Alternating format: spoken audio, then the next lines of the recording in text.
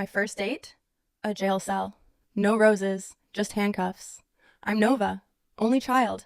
Ordinary life, except I begged my parents for a sibling like it was a full-time job. Proof of readiness? I dressed the neighbor's cat in a onesie and pushed it around in a stroller. Parenting level? Unlocked. Until the owner reclaimed custody. Then came Mira. We met online, arguing about my favorite drama, Rose in a Cage.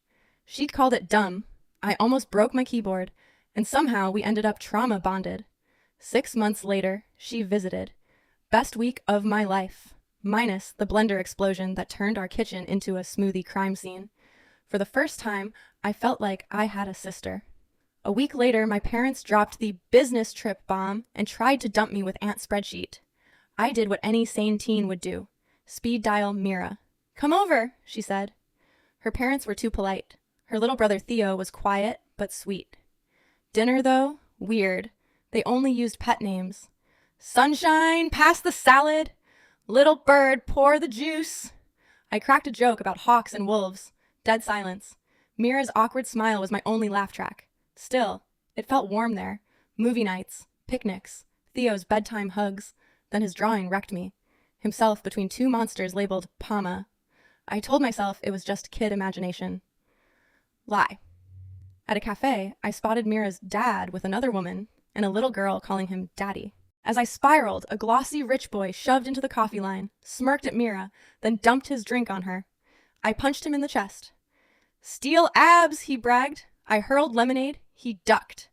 It splashed a police car. Cue sirens. Officer decided we were fighting lovers and hauled us in. Couples therapy. Now with handcuffs. He got bailed out instantly. Me? Later. By Mira. "That was dumb," she said. "And the nicest thing anyone's done for me." I told her what I saw at the cafe. She went pale, then paler, spotting her mom on a date across the street. Her voice cracked. "The house is rented." "The parents are actors. Theo's a foster kid. You wanted to stay. I panicked.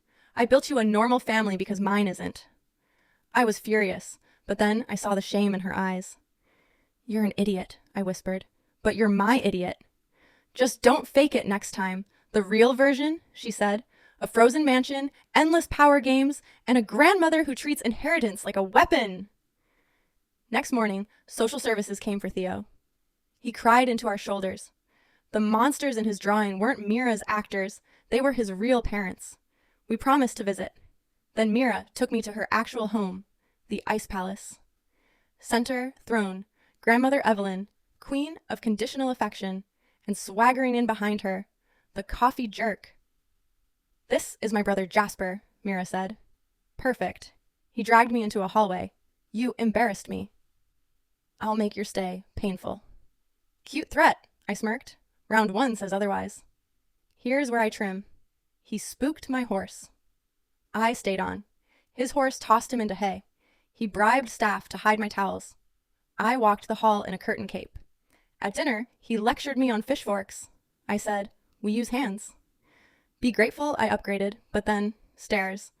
He caught me mid-stumble, too close, too steady. "Useful for once," I muttered. This time, he smiled. Grandmother's birthday gala was next. Knives polished, smiles sharper. I chased an apple into the wine cellar. Door slammed, locked, footsteps. Jasper, also locked.